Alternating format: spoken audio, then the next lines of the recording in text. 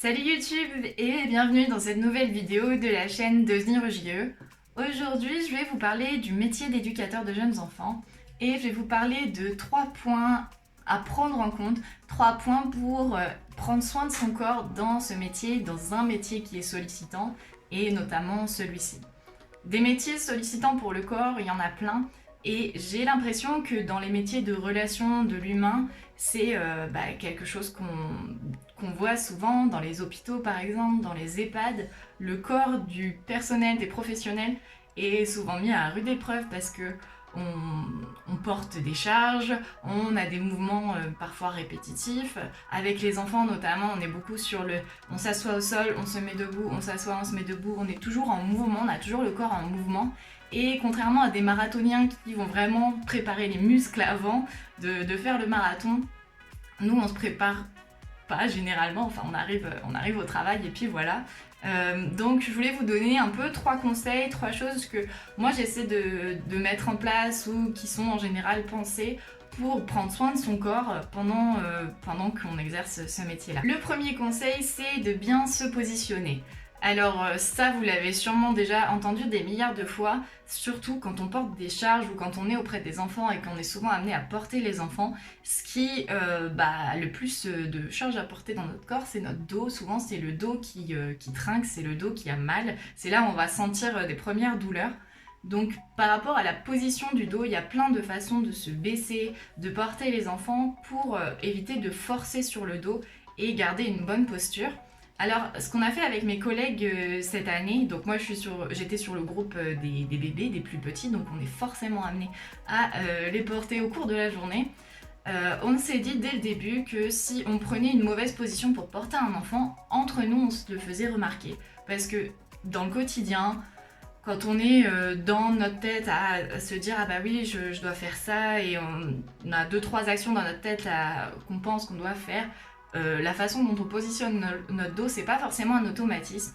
Et se le rappeler entre collègues, on se le rappelle en toute bienveillance. On sait que c'est pour prendre soin de l'autre. Et du coup, la fois d'après, on va peut-être avoir plus en tête de bien penser à se baisser, à permettre à l'enfant de venir contre soi, puis nous se lever ensuite. C'est des petites choses qui, au quotidien, font la différence, puisque se baisser une fois de cette façon, effectivement, c'est pas très grave, sauf que là, c'est des mouvements qui vont se répéter dans la journée et qui vont se répéter chaque jour de travail. Pour moi, c'était hyper important qu'on fasse ça avec mes collègues parce que même moi, au début, je pensais pas toujours. Et puis, j'ai pas envie que mes collègues se fassent mal. D'abord pour elles, pour pas être clouées au lit. Et puis, parce que ensuite, si elle est absente, ça veut dire qu'il va falloir qu'il y ait peut-être un remplaçant ou qu'elle va être absente un temps. Ça va bousculer l'organisation, ça va bousculer les repères des enfants. Faut penser l'organisation. Donc, si c'est un jour ou deux, c'est tout à fait gérable, mais parfois, les lumbagos, les maux du corps, ça va durer beaucoup plus longtemps. Donc c'est pour ça que c'est important de prendre soin au quotidien pour éviter ça. Alors ça existe aussi des formations gestes et postures pour vraiment savoir comment se positionner et être sûr de prendre soin de soi. Il y a quelques conseils aussi que j'ai eu parfois, c'est que si on est droitier par exemple, on a tendance à toujours porter les enfants du même côté. Parfois en conscience penser à alterner, faire de l'autre côté pour que ça équilibre la position du corps dans ces mouvements-là. Le deuxième point, c'est de penser un aménagement et une organisation ergonomique. Donc ergonomique, ça veut dire adapté au corps, et là le penser adapté au corps des adultes. Souvent dans les aménagements des crèches, pendant longtemps, ce qui est génial, on a pensé l'aménagement à hauteur des enfants et pour les enfants. Et c'est ensuite qu'est arrivée la réflexion de comment on peut penser aussi pour les adultes qui travaillent avec les enfants. Les deux sont pas incompatibles, on peut très bien travailler les deux, mais c'est une réflexion que tous les architectes et tous ceux qui construisent ces établissements n'ont pas forcément. Donc c'est aussi à nous de penser comment on peut les aider à penser cette organisation-là sur un aménagement ergonomique. Par exemple, il existe souvent dans les salles de change des escaliers qu'on tire un tiroir, en fait il y a un escalier qui sort et l'enfant, pas pour les tout petits mais pour les plus grands, peut commencer à monter les marches et à venir s'installer. Ça évite à l'adulte de prendre l'enfant, de le porter, et puis les enfants adorent ça. Ils expérimentent, ils sont sûrs de la motricité, eux c'est vraiment génial de faire ça. Donc ça peut être un exemple d'espace ergonomique à mettre en place. Il y a plein d'articles, il y a plein de recherches qui sont faites aujourd'hui pour penser une crèche de façon ergonomique et on en trouve de plus en plus des nouvelles qui viennent de naître et rien qu'en visitant on se dit oh, c'est pratique, j'ai envie de travailler là parce que je sais que ça va être confortable autant pour les enfants que pour les adultes.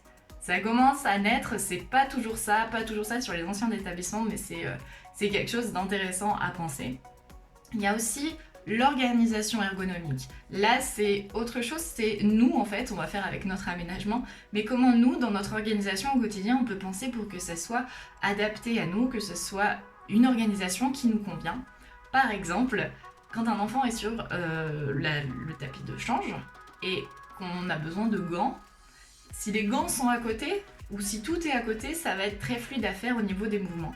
Si on doit tendre le bras tout en tenant l'enfant pour attraper dans un tiroir, là on commence à faire des petits mouvements qui sont pas adaptés au corps, qui au quotidien, en les faisant petit à petit, viennent nous solliciter sur des choses où il n'y aurait pas forcément besoin. Donc parfois juste de penser une petite, je sais pas, étagère à côté pour pouvoir mettre des gants propres, c'est des petites choses du quotidien qui vont permettre d'éviter tous ces mouvements. Ça peut être aussi par exemple quand on s'installe au sol, je sais pas, pour le repas des enfants, peut-être on peut avoir juste un petit siège adapté qui nous permet de pas toujours être en train de solliciter notre dos.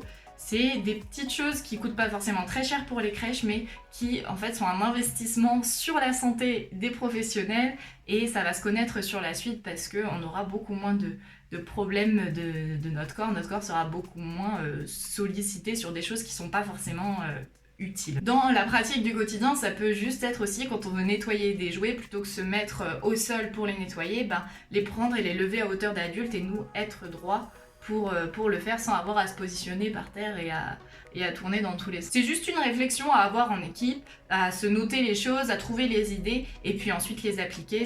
Mais c'est vrai que quand on prend pas le temps de se poser, de voir où peuvent venir les problèmes, et dans le quotidien on oublie tout ça. Le troisième point, c'est de connaître son corps et connaître ce qu'il a besoin. Donc sur ce point-là, c'est quelque chose qui est quand même beaucoup plus personnel. Ça va être à vous de voir avec votre corps. Notre corps, c'est quand même la machine qui nous aide chaque jour. C'est quelque chose qu'on a absolument besoin et qu'on peut prendre soin. Donc c'est à nous aussi de faire le travail et de voir qu'est-ce que notre corps a besoin, qu'est-ce qu'il a envie, qu'est-ce qu'il aime faire pour se sentir bien.